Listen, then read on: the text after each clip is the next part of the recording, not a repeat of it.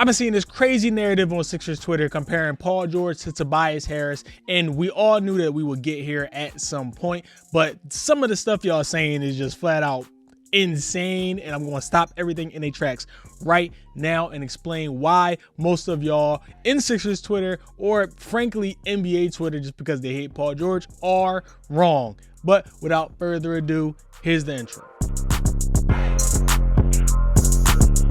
What's going on, Cliffhangers? We are back with another video. We are on the road to 5,000 subscribers before the end of 2025. So make sure you are hitting that like button, you hitting that subscribe button down below. Get me to 100 likes on this video. Also, make sure you join the Discord, link in the description down below. All right, so let's get into it. We all knew that we would get here as to comparing Paul George to Tobias Harris just because of how long the Sixers had Tobias Harris and who they had to replace him with. They essentially replaced Tobias Harris with Paul George and surrounded Joel Embiid and Tyrese Maxey with some more pieces due to the Tobias Harris, due to not now having the Tobias Harris contract on the books. But some of the stuff that y'all saying is insane, honestly, and I just can't let it continue to go on. Now, Paul George has had a rough start to his Sixers tenure so far. Now, there's only a couple of games, well, a couple like 20-something games in, which is fine, right? Paul George is averaging in 19 games, 15.8 points, 5.5 rebounds, and 4.8 assists. And I'm here to let y'all know that Paul George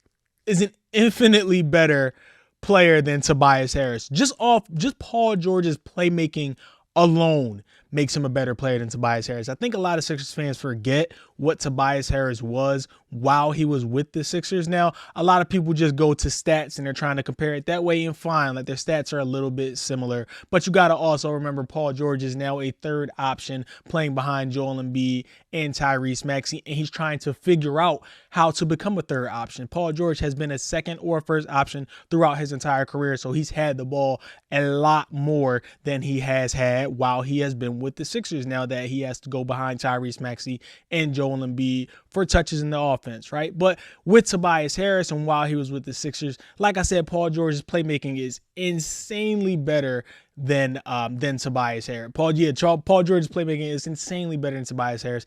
I don't think I've ever seen Tobias Harris be able to snake a pick and roll, collapse the defense, and actually kick it out to a wide open three-point shooter. I'm not going to lie. I'm not sure where I've said in my Sixers fan career or the Tobias Harris tenure, good pass, Tobias. That was a great pass. That was a dime. I've never said that.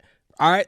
I don't think any of us ever said that. We can admit that right now. Now, with Paul George, we have said that since his time in the preseason of him playing with the Sixers, and that he is a great playmaker. He collapses the defense. He kicks it out. He often finds a wide open man. Even on fast breaks, he often makes the right decision. That last game versus the, who did they play? Oh my God. Oh, versus the Jazz, when he threw the behind the back pass to Tyrese Maxey and Tyrese Maxey got the dunk. He often makes the correct decision. Now, the thing with Paul George is he's just trying to figure out where to, pick his spots. He's not shooting particularly well now. I think he has career lows in field goal percentage and three-point percentage right now.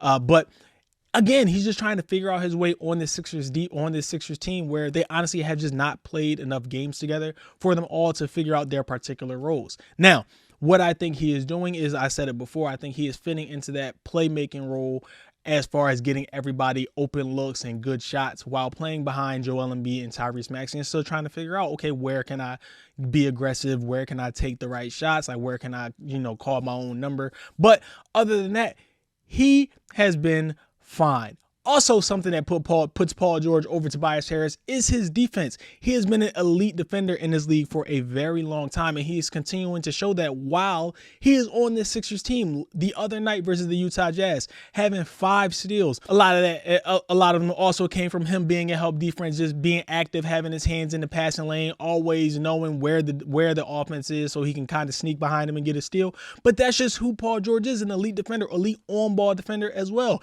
Even versus that Jazz game when Bryce Sensabaugh was hot, the Sixers ended up saying, all right, Paul George, go guard him. Bryce Sensabaugh didn't score another point. He's still an elite defender and something that Tobias Harris just simply never was. Now, Tobias Harris just was a bigger body, so they would sometimes put him on like the Giannis's of the world, or they would try to like small ball five him with versus like Jokic or something like that. And it's cool just because Tobias Harris is a bigger body, but he was never the on-ball defender and also off-ball defender that Paul George is. And we just gotta remember who Tobias Harris was, right?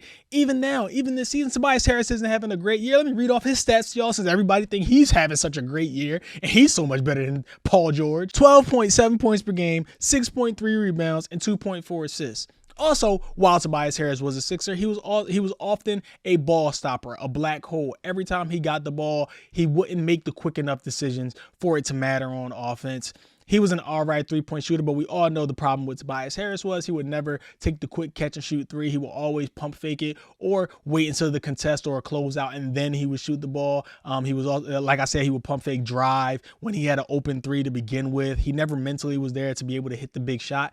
Also, again, big shots. Paul George has already won the Sixers a couple of games. He's won them 2 games versus the Charlotte Hornets because he's been able to take tough shots and make difficult shots versus defenses. Tobias Harris has never been able to do that. I can't remember a game where I'm like, all right, Tobias Harris won the Sixers that game, because it didn't happen. We have already said that for Paul George multiple times on his team with championship aspirations. So stop acting like Tobias Harris was this great fit, or their comparison in the way that the style that they play basketball is the same. No, they play 2 completely different styles. Paul George is just a better basketball player because of the things he brings you on offense as well as defense, right? He can get guys open looks. He can get open looks for guys like Reggie Jackson or Jared McCain or KJ Martin. While Tobias Harris can't do that. When you leave Tobias Harris in the game by himself, he's not going to be able to be your number 1 option. Paul George can be that number 1 option, right? While Joel Embiid and Tyrese Maxey sits. So stop comparing the two. They're not the same. Paul George is better than Tobias Harris. Playmaking, defense, offense. Paul George has better numbers this season. He's a better scorer. He's a more aggressive rebounder. He makes the plays that you need him to make when you want to win games. So stop doing that. Stop doing that. Stop comparing Paul George to Tobias Harris. Stop doing that. But make sure, let me know what y'all think in the comments below. Who is a better player for the Sixers right now? Make sure you are hitting that like button. You hit that subscribe button. I'll holla at y'all.